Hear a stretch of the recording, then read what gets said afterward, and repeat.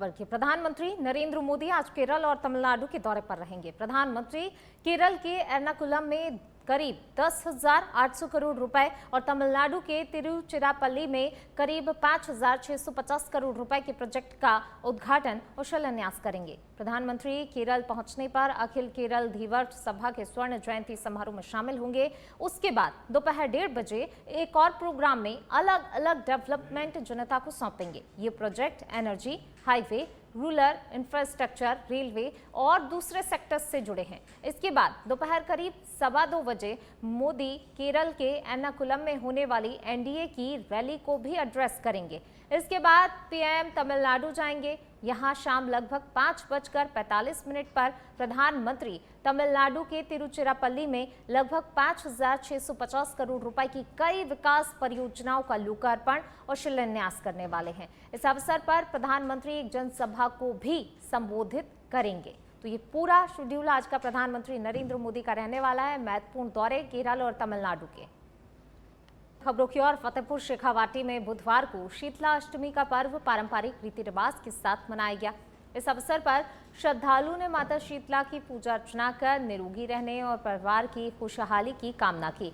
फतेहपुर के वार्ड 34 में स्थित शीतला मंदिर स्कूल में मेला सुबह से ही पूरे परवान पर रहा। महिलाओं की भीड़ सुबह 4 बजे से मंदिर पहुंचने लगी। महिलाएं हाथों में थालियां लेकर रंग बिरंगे परिधानों में सज धज कर मंगल गीत गाती हुई समूह के रूप में मंदिर पहुंची। श्रद्धालुओं ने ठंडे पकवानों का भोग माता को अर्पित किया। हजारों श्रद्धालु श्रद्धाभाव के साथ माता के दरवाजे पर मत्था टेकते हुए अपनी मुरादें पूरी करने की प्रार्थना करते नजर आए। रात भर मंदिर में भजन कीर्तन का आयोजन भी हुआ।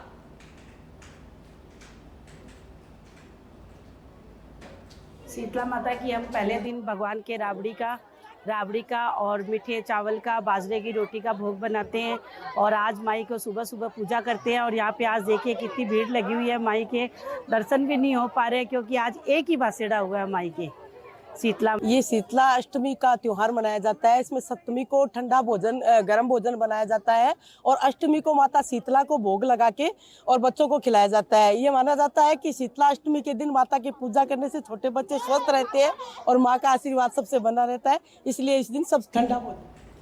भीनमाल रेलवे स्टेशन, जालौर जिले के भीनमाल रेलवे स्टेशन पर उत्तर पश्चिम रेलवे के एडीआरएम करणी राम ने हाल ही में निरीक्षण किया।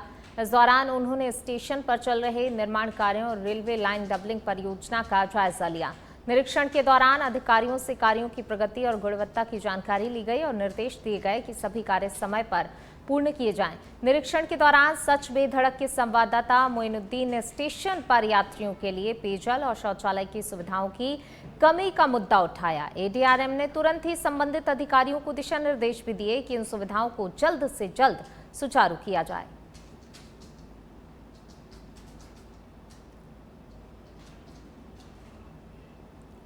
और अब खबर है बांसवाड़ा से। बांसवाड़ा के मुख्य डाकघर को एक बार फिर से बम से उड़ाने की धमकी मिलने से हड़कंप मचा हुआ है। लगातार दूसरे दिन डाकघर की आधिकारिक मेल आईडी पर धमकी भरा ईमेल आने के बाद पुलिस और जांच एजेंसियां तुरंत ही मौके पर पहुंच गईं। इससे पहले भी एक दिन पूर्व यानी कि कल डाकघर को बम से उड़ाने की धमकी दी गई थी। लगातार मिल रही इन धमकियों के चलते डाकघर कर्मचारियों में दहशत का माहौल बना हुआ है।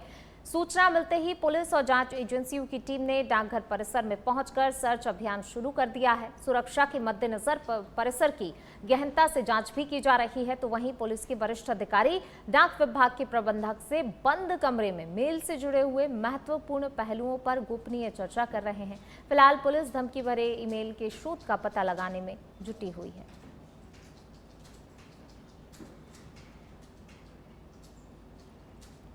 तो बांसवाड़ा से खबर आपको बता रहे हैं। एक बार फिर से देखिए, बम से उड़ाने की धमकी। लगातार ये दूसरा दिन है जब कार्यालय को बम से उड़ाने की धमकी मिली है। ईमेल के जरिए ही ये धमकी दी गई है। इससे एक दिन पूर्व यानी कि कल भी देखिए, कल एक साथ कई शहरों में कार्यालयों को बम से उड़ाने की धमकी दी गई थी। ईमेल के जरिए ये धमकी दी गई थी, लेकिन सीधा एक दिन बाद फिर देखिए आप कि किस तरीके से जो है ईमेल भेजा गया और उसके द्वारा जो है धमकी दी गई है। कहीं ना कहीं अगर हम देखें दोनों पहलू नजर आते हैं, एक तरफ काम प्रभावित होता है, दूसरी तरफ कर्मचारियों में दहशत का, डर का माहौल है।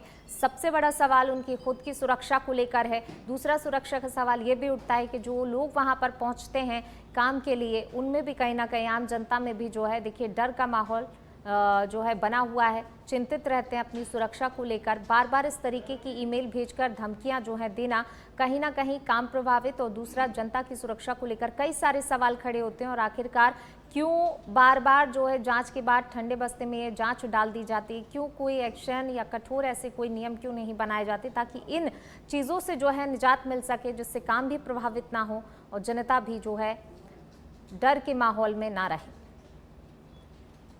तो लगातार देखिए 2 दिन हो चुके हैं, कल भी धमकी दी गई। कल तो एक साथ सारे शहरों के कार्यालयों को बम से उड़ाने की, पोस्ट ऑफिस, पासपोर्ट ऑफिस, तमाम कार्यालयों को बम से उड़ाने की धमकी दी गई थी। और आज फिर देखिए बांसवाड़ा में ईमेल के जरिए ये धमकी दी गई है। और ज्यादा बातचीत के लिए सहयोगी किशन हमारे साथ जुड़ गए हैं। किशन, देखिए लगातार ये दूसरा दिन है जब मेल के जरिए बम से उड़ाने की धमकी मिली है। ऐसे में कहीं ना कहीं काम भी प्रभावित हो रहा है कार्यालय का, और जो लोग वहां पर काम करते हैं वो कहीं ना कहीं उनमें दहशत और डर का माहौल जरूर देखा जा रहा होगा।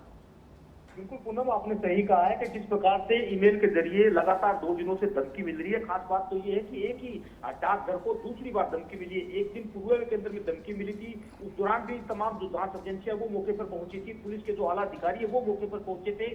सर्च अभियान किया गया था, लेकिन वो कहते हैं ना कि खोदा पहाड़ और निकली चुइया, लेकिन वहां पे निकला कुछ भी नहीं। लेकिन जिस प्रकार से जो मेल आई है, मेल के अंदर में धमकी आई है कि बम से ब्लास्ट कर दिया जाएगा, तो कहीं ना कहीं डाकघर की जो कर्मचारी है दहशत के अंदर में, जहां तक कि पूरे बांसवाड़ा जिले के अंदर में जो बम होने की जिस प्रकार की जो सूचना, भ्रामक जो सूचनाएं हैं वो लगातार फैल रही है, तो कहीं ना कहीं आमजन के साथ साथ प्रशासन भी परेशान है। खास बात तो यही है कि डाकघर के अंदर में आज एक बार फिर से जब मेल मिली है तो कहीं ना कहीं जांच एजेंसियां भी सत्ते में आ गई है और तत्काल प्रभाव से जो जांच एजेंसियां मौके पर गई, डाकघर को पूरा खाली करवाया गया है, आसपास की दुकानों को बंद करवाया गया है और वहां पर जो बम रिफ्यूज करने के जो दत्ता की जो टीम होती है वो मौके पर पहुंची है और फिलहाल अंदर सर्च अभियान किया जा रहा है। लेकिन आपको मैं बता दूं कि जिस प्रकार से ये शरारती तत्व जिसे कहा जा सकता है, क्योंकि एक ही जो डाकघर है उसको दूसरी बार निशाना बनाना, तो कहीं ना कहीं इस पूरे प्रकरण के पीछे हो सकता है विदेश में बैठे किसी लोगों का हाथ होगा,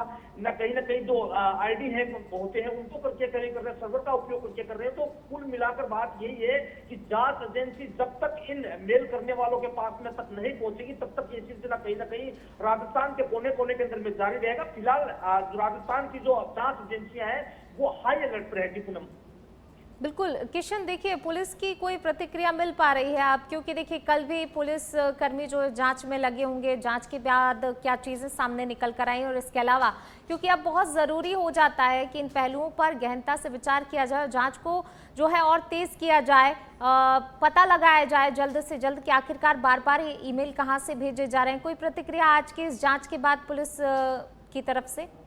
देखिए, जिस प्रकार से जो मेल पर धमकी मिल रही है, बांसवाड़ा के जो पुलिस अधीक्षक है सुधीर जोशी, उनसे है सच पे धड़क न्यूज ने बातचीत करी है कि आखिरकार जो ये मेल आ रही है लगातार, इस पर पुलिस का क्या कहना है, इसके पीछे किसकी मंशा है। तो कहीं ना कहीं आला अधिकारी इस पर बोलने से कहीं ना कहीं इनकार है। उनका कहना है कि ये जो प्रकरण है, पूरा जो मेल लगातार जो धमकियों की आ रही है, ये जांच का विषय। फिलहाल जो जांच एजेंसियां जब तक ठीक निशाने पे नहीं पहुंच जाती, कुछ निष्कर्ष नहीं निकल जाता, तब तक कहीं ना कहीं पुलिस जो अपना जवाबदेही जिसे कहा जा सकता है, बयान देना जिसे कहा जा सकता है, उससे देने से कहीं ना कहीं है वो दूर है। हालांकि पुलिस पूरी तरीके से हाई अलर्ट है।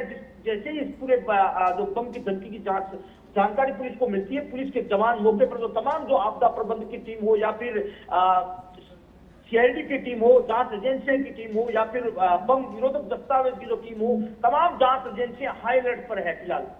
जी शुक्रिया किशन इस तमाम जानकारी को साझा करने के लिए।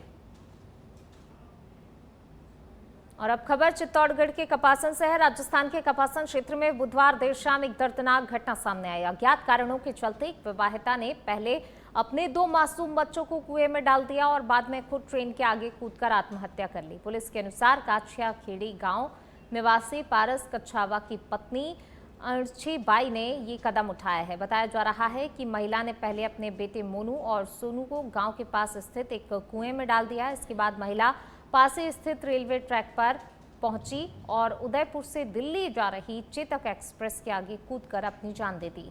रेलवे ट्रैक पर महिला का शव मिलने की सूचना पर पुलिस मौके पर पहुंची और शव को अपने कब्जे में लेकर उप जिला चिकित्सालय कपासन की मोर्चरी में रखवाया। जब मृतका के पास बच्चे नहीं मिले तो ग्रामीणों ने उनकी तलाश शुरू की। खोजबीन के दौरान गांव के पास स्थित एक कुएं में दोनों बच्चों के शव तैरते हुए दिखाई दिए। सूचना पर पुलिस दोबारा मौके पर पहुंची और ग्रामीणों की मदद से दोनों शवों को कुएं से बाहर निकलवाया। घटना की जानकारी मिलने पर डीएसपी हरजी लाल यादव और थानाधिकारी सुनील शर्मा भी अस्पताल पहुंचे और मामले में आवश्यक कार्रवाई शुरू की।